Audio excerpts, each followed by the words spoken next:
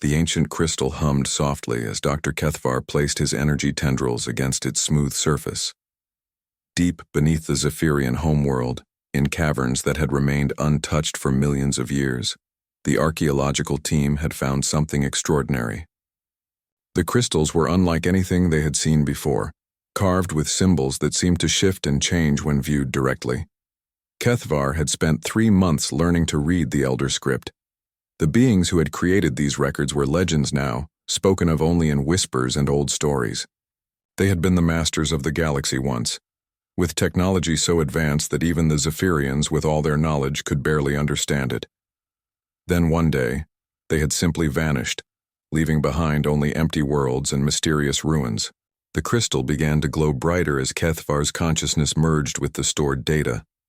Images flooded his mind, star charts of incredible detail, mathematical formulas that hurt to contemplate, and philosophical writings about the nature of existence itself. But there was something else, something that made his energy form flicker with concern, a warning.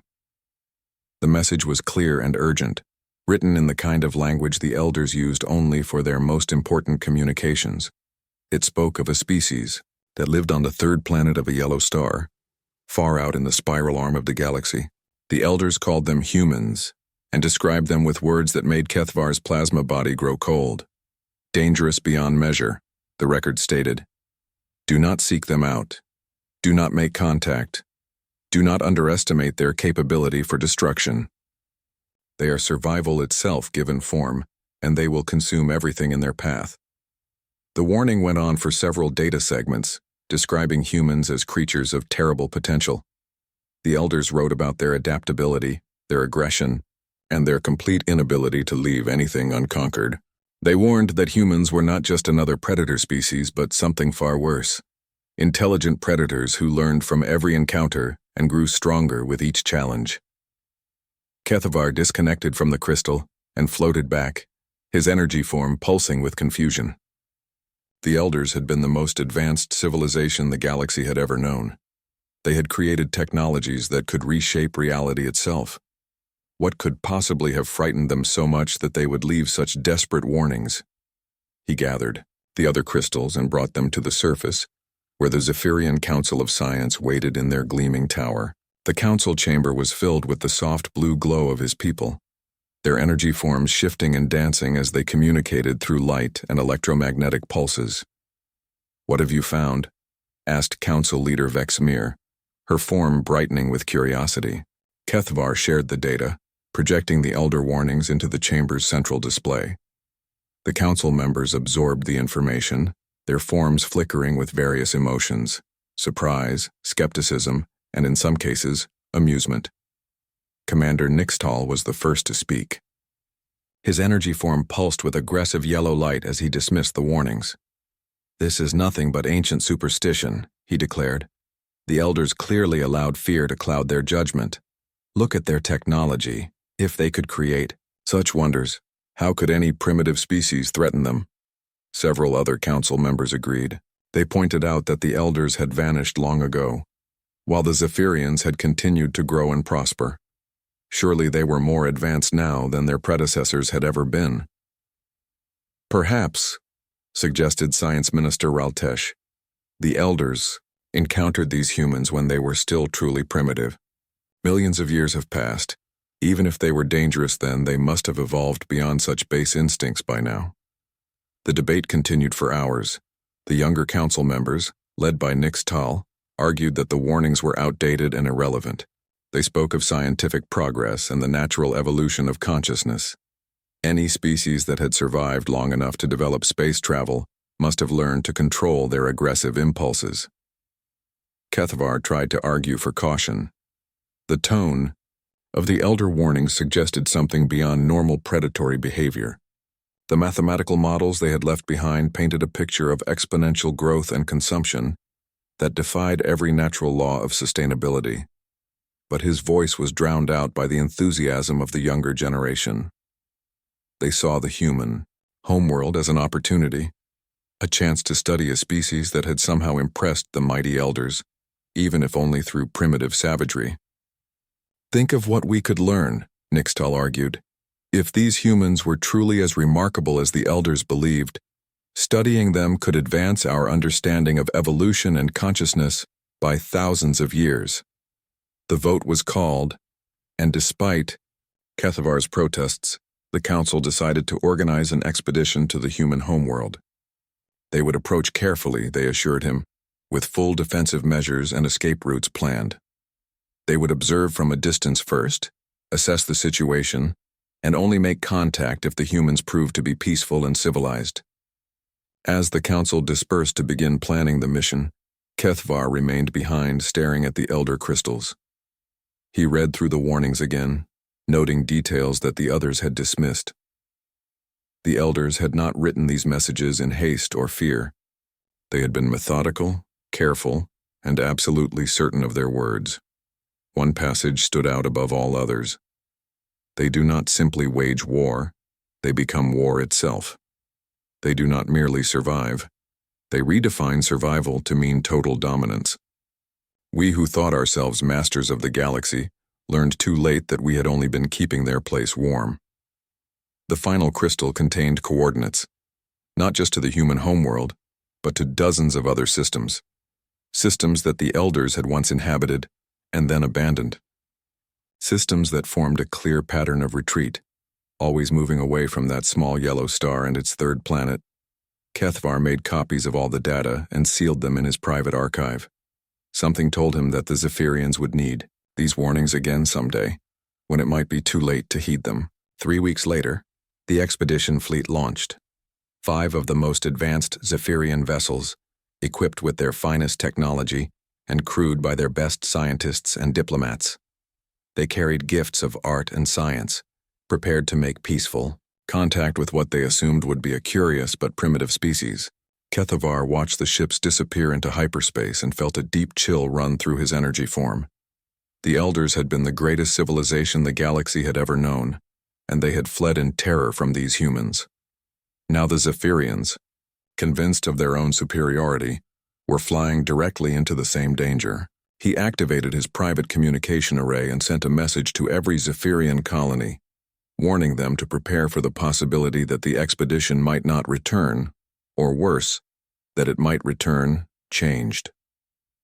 The message was dismissed by most as the paranoid ramblings of an old archaeologist, but a few colonies began quietly strengthening their defenses.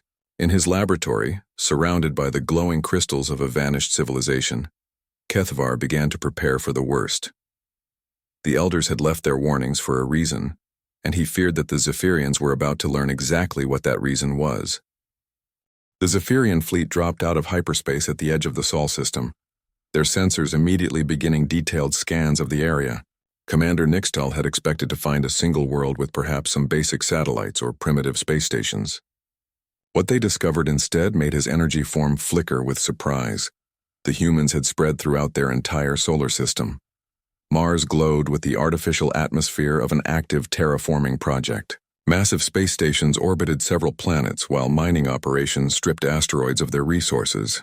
Ships moved between the worlds in organized patterns that spoke of an established interplanetary civilization. "This is impossible," whispered Science Officer Velron. "According to our estimates, they should still be confined to their homeworld." How did they advance so quickly? Nixtal studied the data streams flowing across their displays. The human technology was crude compared to Zephyrian science, but it was functional and widespread. More concerning was the sheer scale of their operations. Every available resource in the system was being harvested, processed, and converted into more infrastructure. "Perhaps we underestimated their development timeline," he said finally. "No matter. We proceed as planned. Open a communication channel on all frequencies." The first response came not from Earth, but from a massive space station orbiting the 4th planet. The transmission was in basic mathematical sequences, the universal language of intelligence. The humans had been expecting visitors. Within hours, a delegation of human ships approached the Zephyrian fleet. The vessels were bulky and primitive, powered by fusion drives and chemical rockets, but they moved with military precision. Each ship was heavily armed, though the weapons appeared to be kinetic projectiles and nuclear devices, toys compared to Zephyrian energy. Weapons. The leader of the human delegation identified herself as Captain Sarah Chen of the United Earth Defense Force. She was a small bipedal creature with pale skin and dark hair, her body encased in a protective suit that allowed her to survive in the vacuum of space. When she spoke, her voice carried an odd mixture of curiosity and caution. "Welcome to our system," she said through the translation devices. "We have been hoping for this day for a very long time." The first meetings took place aboard the human flagship, a massive vessel that the humans called a dreadnought. Nixtal and his diplomatic team were amazed by the crude but effective design. Every surface was armored, every corridor was designed for rapid movement of troops, and weapons were integrated into the ship's very structure. "Your people seem very concerned with defense," observed Diplomat Zalket as they were led through the ship's corridors. Captain Chen smiled, an expression that involved showing her teeth in what the humans claimed was a friendly gesture. "Our history has taught us to be prepared," she said. "The universe can be a dangerous place." The initial cultural exchanges were fascinating. The humans showed the Zephyrians recordings of their art, their music, and their scientific achievements.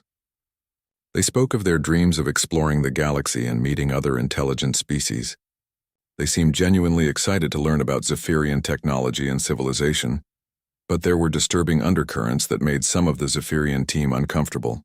The humans asked very specific questions about Zephyrian military capabilities, the locations of their colonies, and the nature of other species in the galactic community. When pressed for details about these other civilizations, Captain Chen's interest became almost predatory.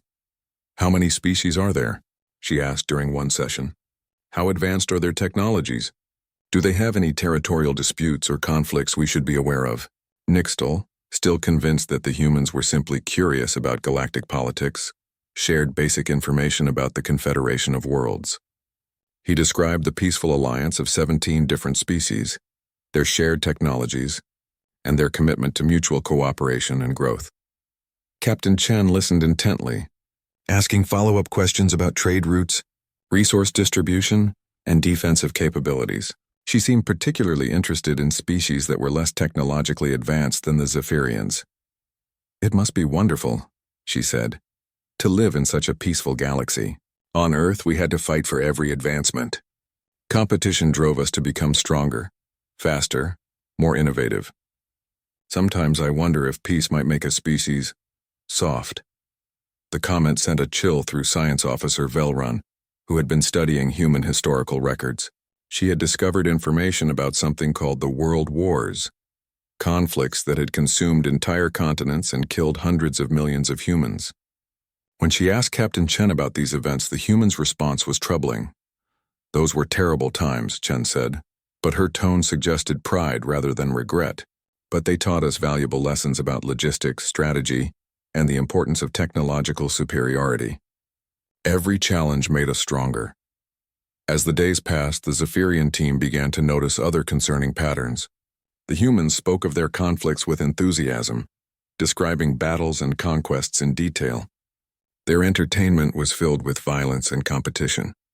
Even their sports were based on conflict and domination.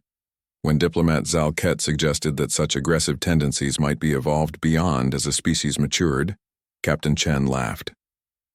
"Why would we want to do that?" she asked. "Aggression is what brought us to the stars. It's what will carry us to the next galaxy." The turning point came during a discussion about technology sharing. The Zephyrians had brought gifts of art and basic scientific instruments, hoping to establish friendly relations. Captain Chen seemed appreciative, but then made a request that stunned the delegation. "We would be very interested in examining your faster-than-light drive technology," she said casually, "and perhaps you could share the location of some nearby systems that might be suitable for human colonization." Nixtal explained that such technology sharing required approval from the Confederation Council, and that colonization rights were strictly regulated to prevent conflicts between species. Captain Chen's smile remained, but something cold flickered in her eyes. "Of course," she said, "we understand the need for procedures. Perhaps we could discuss some temporary arrangements while we wait for official approval." That night, as the Zephyrian team prepared to return to their ships, Science Officer Velran made a disturbing discovery. Human technical teams had been scanning their vessels with sophisticated sensors, creating detailed blueprints of Zephyrian technology.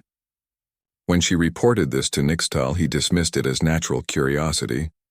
But Velron had been monitoring human communications, and what she heard made her energy form pulse with fear. The humans were not just studying Zephyrian technology, they were already working on improvements. In the few days since first contact, human scientists had identified weaknesses in Zephyrian shields and weapon systems. She tried to send a warning message to Dr. Kethvar on the homeworld, but discovered that human jamming systems were interfering with their long-range communications. When she reported this to Captain Chen, the human apologized and claimed it was an accident caused by their primitive technology. But Velron noticed that the jamming was too precise, too targeted to be accidental. The humans were learning their communication frequencies and blocking them systematically. As the Zephyrian delegation prepared to leave for their ships that evening, Captain Chen made one final request. "Before you go," she said, "I wonder if you might consider staying a bit longer. There's so much more we could learn from each other." The way she said it, and the way the human guards shifted their positions, made it clear that it was not really a request. For the first time since arriving in the Sol system, Commander Nixtal began to understand why the elders had left their warnings. The cultural exchange program continued for 2 more weeks, but the atmosphere had changed. What had begun as friendly meetings between species had become something closer to an interrogation. Captain Chen and her team asked increasingly detailed questions about Zephyrian society, technology, and military capabilities, while sharing less and less about their own. Science Officer Velran had been assigned to study human history and culture. What she discovered in their databases made her energy form flicker with growing horror. The humans called it learning from the past, but to Velron it looked like a catalog of efficient destruction. The human historical records were filled with conflict, not just occasional wars or territorial disputes, but constant, escalating violence that spanned their entire recorded history. They had fought with sticks and stones, then metal weapons, then explosives, then nuclear devices capable of destroying entire cities. Each advancement in technology had been immediately weaponized. "This is normal for developing species," Commander Nixtal insisted when Velron shared her findings. "All civilizations go through aggressive phases before reaching maturity." But Velron had noticed something that made her doubt this explanation. The humans spoke of their wars with pride, not shame. Their museums celebrated battles and conquests. Their greatest heroes were military leaders who had killed the most enemies or conquered the most territory. When she asked Captain Chen about this, the human's response was chilling in its honesty. "War taught us everything we know," Chen explained. "How to organize large populations, how to develop new technologies quickly, how to adapt to changing circumstances. Every conflict made us stronger and smarter. Why should we be ashamed of our greatest teacher?" The humans showed the Zephyrian delegation through what they called the Museum of Human Achievement. The displays told the story of their species' rise from primitive hunters to galactic explorers. But every advancement was tied to conflict. Agriculture had developed to feed armies. Mathematics had grown from the need to calculate ballistic trajectories. Their early computers had been built to break enemy codes. "Fascinating," observed diplomat Zalket as they viewed a display about the human industrial revolution. "Your species seems to have an unusual ability to turn any situation into an advantage." Captain Chen nodded enthusiastically. "We adapt," she said simply. "When faced with any challenge, we find a way to not just survive it, but to master it completely." The tour continued through displays about human expansion into space. Even this achievement was framed in military terms. They had not reached for the stars out of curiosity or a desire for knowledge, but because they needed more resources to fuel their growing population and industrial base. "We had consumed most of Earth's easily accessible resources," Chen explained. "So we went to find more. Mars gave us metals and minerals. The asteroid belt provides more raw materials than Earth ever could. Each challenge forced us to become more capable." Velron studied the technical specifications of human space technology and made a disturbing discovery. Every human vessel, even their scientific research ships, was designed with weapons in mind. Their mining equipment could be quickly converted into military hardware. Their communication networks were built to resist jamming and interception. "You seem to prepare for conflict even in peaceful endeavors," she observed. Chen's smile was sharp. Hope for peace, prepare for war. It's an old human saying. The universe is full of unknowns, and the only way to survive unknowns is to be ready for anything. As the days passed, the Zephyrian team began to notice changes in their hosts. The humans became more direct in their questions, less concerned with diplomatic niceties. They wanted detailed star charts of Zephyrian space. They asked about the military capabilities of other Confederation species. They inquired about resource-rich worlds that might be available for development. When Nixtal explained that all inhabited systems in Confederation space were protected by treaty, Captain Chen's expression grew thoughtful. Treaties, she said slowly. How are these enforced? What happens if a species violates them? The question sent warning signals through Diplomat Zalket's energy form. The Confederation has never needed to enforce treaties through violence, he explained. All member species understand the benefits of cooperation over conflict. Interesting, Chen replied. And what if a non-member species were to disagree with these territorial arrangements? The conversation was interrupted by an alarm from the human ship's bridge. Captain Chen excused herself and left the Zephyrian delegation in what was supposedly a comfortable waiting area. But Velran noticed that the doors had locked behind Chen, and human guards had taken positions outside. Using her natural energy-based senses, Velran began monitoring the ship's electronic communications. What she discovered made her form pulse with terror. The humans were not just studying the Zephyrian visitors, they had been preparing for this encounter for years. The communication log showed that humans had detected the Zephyrian fleet long before it reached Earth. They had observed the ships during their journey and had already begun analyzing their technology based on sensor readings. The friendly first contact had been carefully orchestrated to maximize information gathering while minimizing human exposure. Even more disturbing were the ongoing conversations between Captain Chen and what appeared to be a massive military command structure. The humans were treating the Zephyrian visit not as a diplomatic opportunity, but as a strategic intelligence operation. Target identification confirmed, read one message. Technology assessment 90% complete. Vulnerability analysis in progress. Recommend moving to Phase 2. Velran tried to access the ship's computer systems to learn more about Phase 2, but discovered that the humans had been monitoring her electronic probes. Worse, they had been using her attempts to access their systems to learn more about Zephyrian computer technology. When Captain Chen returned, her demeanor had changed completely. The friendly curiosity was gone, replaced by cold efficiency. I'm afraid there's been a change in our schedule, she announced. We've received some concerning reports from our outer system patrols. For your safety, we're going to need you to remain aboard our ships for the time being. Commander Nixtal's energy form flared with indignation. You cannot detain diplomatic visitors. This violates every principle of interstellar law. Chen's smile was sharp and predatory. Interstellar law? That's an interesting concept. But I'm afraid we're not yet members of your confederation, so we're not bound by your laws, and you're currently in our space subject to our rules. The true situation became clear when human technicians entered the room carrying sophisticated scanning equipment.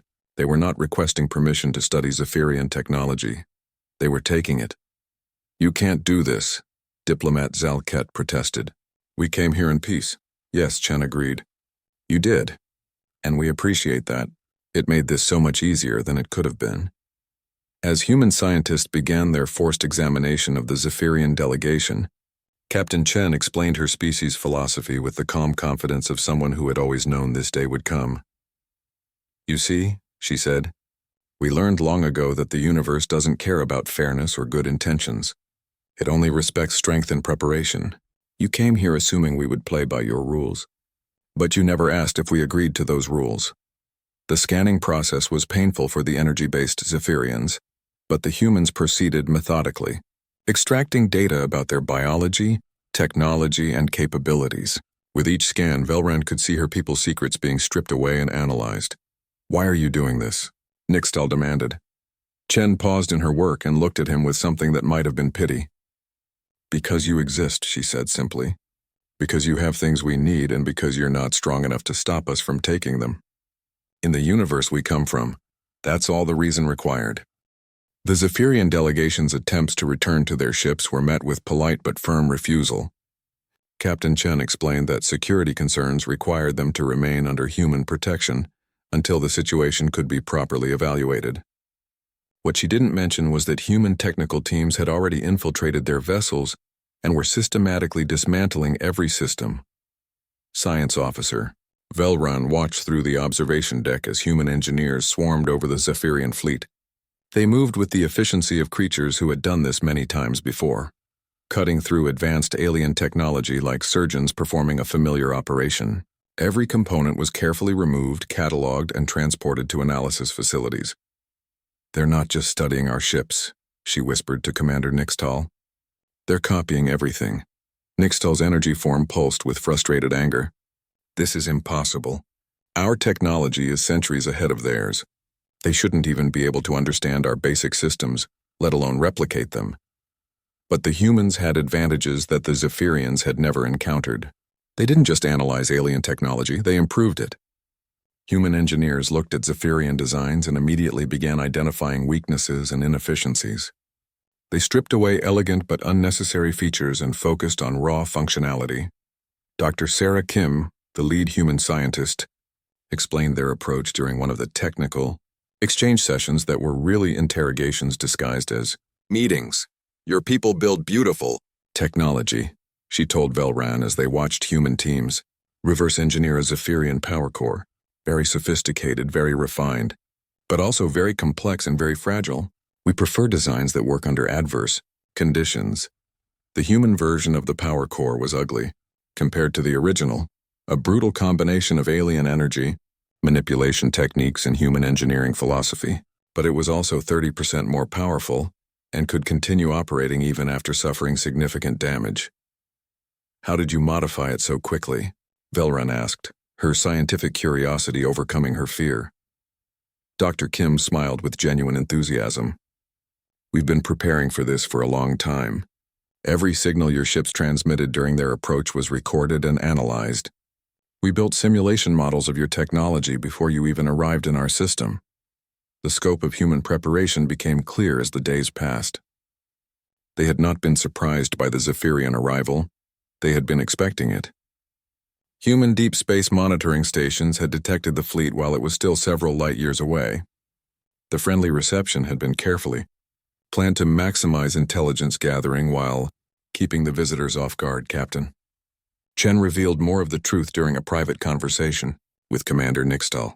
She had requested the meeting under the pretense of discussing mutual cooperation, but her real purpose was to deliver an ultimatum. "Your people seem to believe that peaceful contact between species is natural," she said as they sat in her private office. "That's a luxury of species that have never faced real existential threats." She activated a holographic display showing human space. What Nixtal saw made his energy form flicker with shock. The Sol system was not just inhabited, it was militarized on a scale that defied comprehension. Every planet, asteroid, and space station was part of a vast defensive network. Weapons platforms surrounded each world, while massive shipyards produced vessels at an industrial pace that seemed impossible. "This is not a single system," Nixtal whispered. "This is a fortress." "Yes," Chen agreed. "Built over generations to defend against exactly this kind of encounter. We knew that other species existed, and we knew that eventually they would find us. We decided long ago that when that day came, we would be ready." The display zoomed out to show human expansion plans. Their scouts had already identified dozens of systems suitable for colonization. Resource extraction operations were planned for hundreds of asteroids and uninhabited worlds. The human sphere of influence was designed to grow rapidly and systematically. "But these systems are already claimed," Nixtal protested, recognizing several Confederation territories. "They belong to other species." Chen's expression grew cold. "Belong to them? Based on what? The fact that they saw them first? The universe doesn't recognize property rights, Commander. Only the ability to defend what you claim." The conversation was interrupted by an urgent communication from Dr. Kethvar on the Zephyrian homeworld. The archaeologist's image appeared in the chamber, his energy form pulsing with desperate urgency. "Commander, you must leave that system immediately.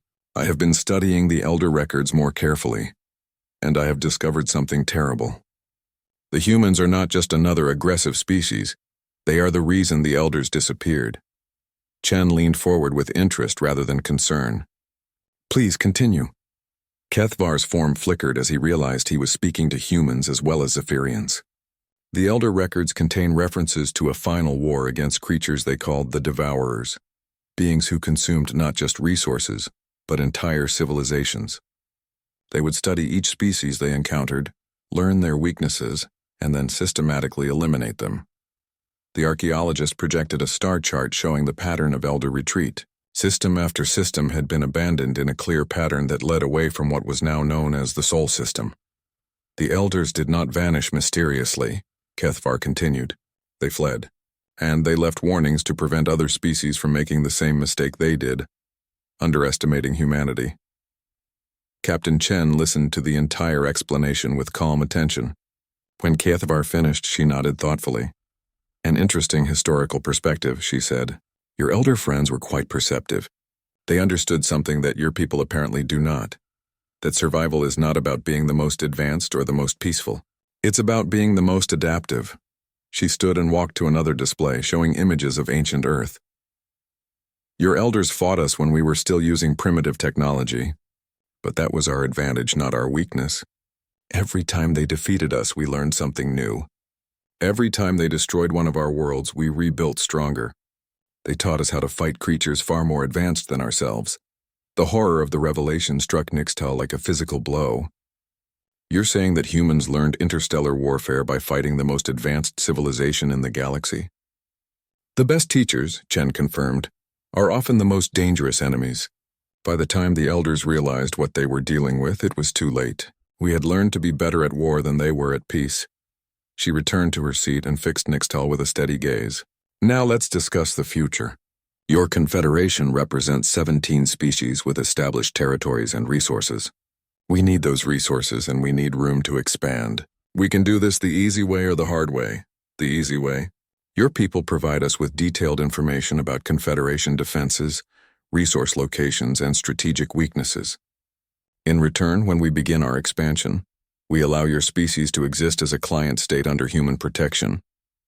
Nixtal's energy form blazed with outrage. And the hard way? Chen's smile was sharp and predatory. We figure it out ourselves. But then there's no guarantee that your species survives the learning process. As if to emphasize her point, the chamber's displays lit up with images of human ships throughout the Sol system. The vessels were no longer hiding their true capabilities. Weapons that had been concealed were now openly displayed. Ships that had appeared to be simple transports revealed themselves as heavily armed warships. How many ships do you have? Nixtal asked in a whisper. Enough, Chen replied. We've been building for this day for 300 years.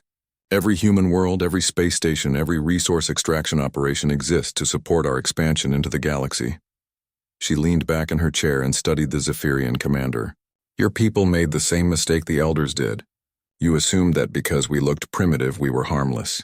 You never considered that we might be primitive by choice, that we might have learned that simple, robust technology is more effective than elegant complexity. The meeting ended with Chen's final ultimatum. The Zephyrian delegation had 24 hours to provide the requested intelligence about Confederation defenses. If they refused, the humans would extract the information by force and begin their expansion without any consideration for Zephyrian survival. As Nixtal was escorted back to his detention facility, he realized that the Elders' warnings had been completely accurate. Humanity was not just another predator species. They were predators who had learned to hunt civilizations far more advanced than themselves, and now it was too late to flee. 18 months after the Zephyrian expedition had vanished into human space, Dr. Kethvar stood in the ruins of the Veltari research station. The attack had been swift, precise, and utterly devastating. The advanced energy beings who had inhabited this world for thousands of years were gone, their civilization reduced to cooling plasma scattered across the planet's surface. The human fleet had arrived without warning, using modified Zephyrian faster-than-light technology to bypass the station's early warning systems. But they had not simply destroyed the Veltari, they had studied them first.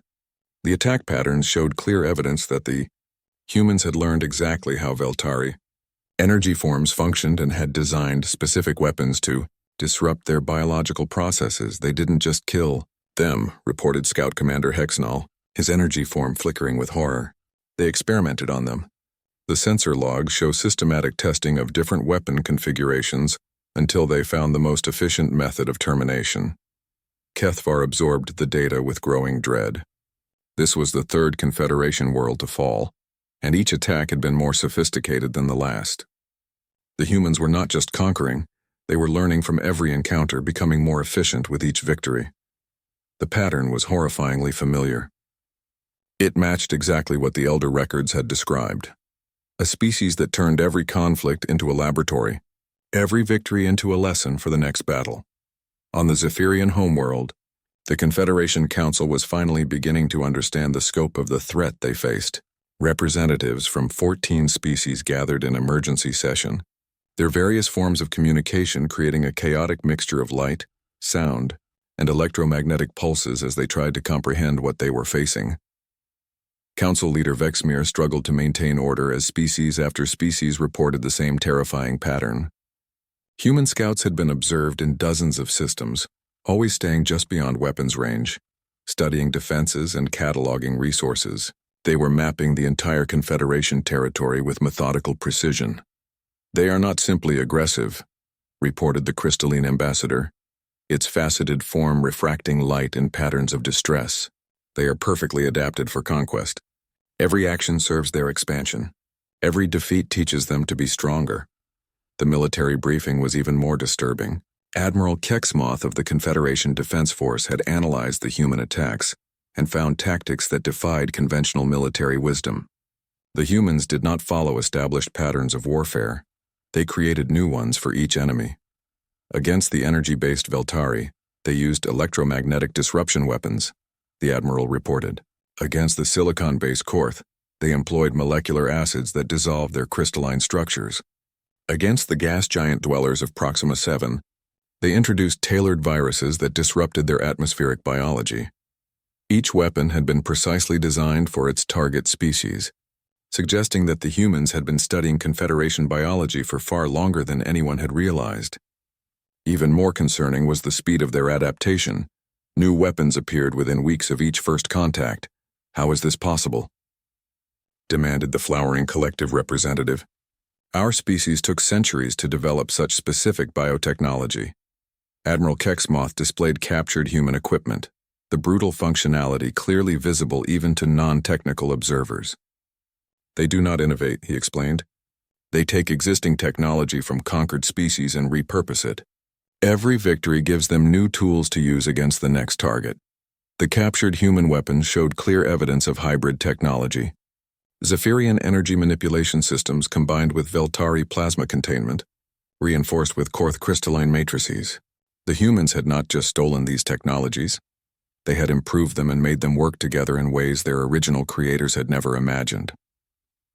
Dr. Kethvar shared his analysis of the Elder records, now translated more completely with the benefit of terrible hindsight.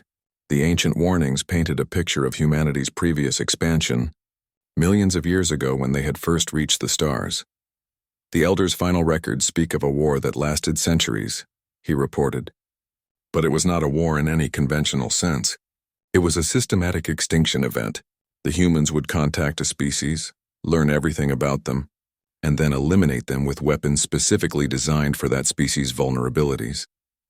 The records showed that the Elders had tried everything: negotiation, appeasement, alliance, even surrender. Nothing had worked. Humanity's expansion had been as inevitable as entropy itself. The Elders had technology that could reshape reality, Kethvar continued. They could manipulate matter at the quantum level and travel instantly between galaxies. But none of it mattered because humans do not fight technology. They fight the minds that create technology. The psychological warfare had been the key to human success. They had not tried to match Elder technology. They had targeted the psychological weaknesses of a species that had never faced an existential threat. The Elders had been paralyzed by moral considerations that humans simply ignored. As the Council debated their response, reports continued to arrive from across Confederation space. Human fleets were moving through the galaxy with increasing boldness, no longer bothering to hide their presence.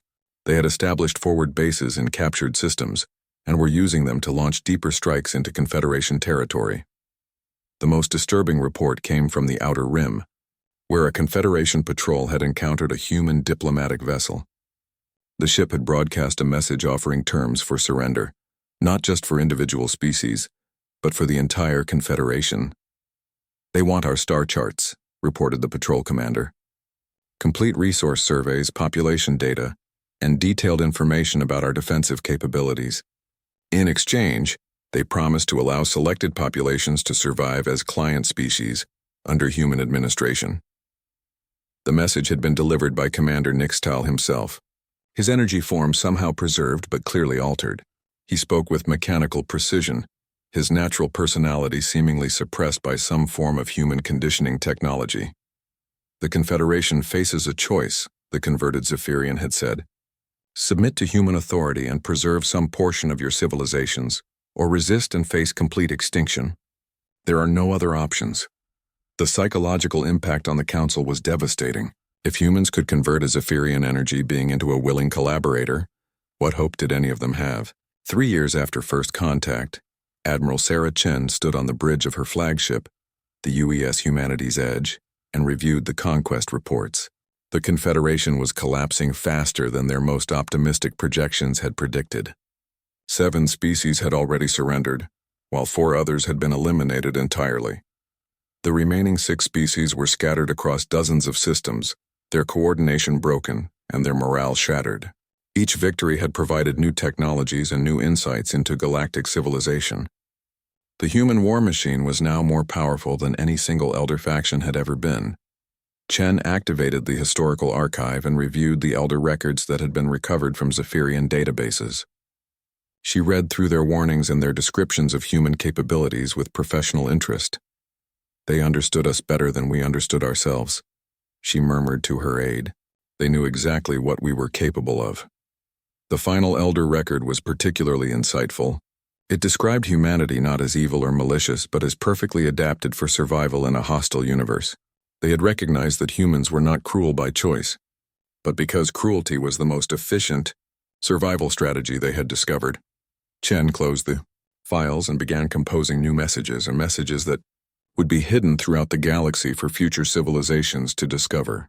The messages would warn of humanity's expansion and capabilities, just as the Elders had done millions of years before. But these messages would be different. They would not just warn about human danger. They would explain that humanity's expansion was a natural force, as inevitable as stellar evolution. They would advise future species to submit immediately rather than resist, to preserve some fraction of their existence rather than face complete extinction. "Prepare the message drones," she ordered. "Standard Elder crystal format, placed in archaeological sites throughout the galaxy. Include complete technical specifications for our current weapons and tactics." Her aide looked confused. "Admiral, won't that help future species resist us?" Chen smiled with the cold confidence of someone who understood the universe's true nature. "No," she said. "It will teach them that resistance is futile.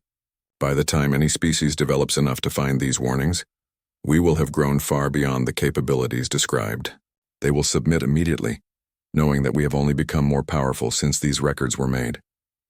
She looked out at the stars through the bridge viewport, watching human ships spread throughout the galaxy like a virus of intelligence and efficiency. Soon, this galaxy would be fully human. Then they would build new ships, develop new technologies, and reach for the next galaxy. Somewhere in the vast cosmos, another young species would eventually develop space travel and discover the crystal warnings.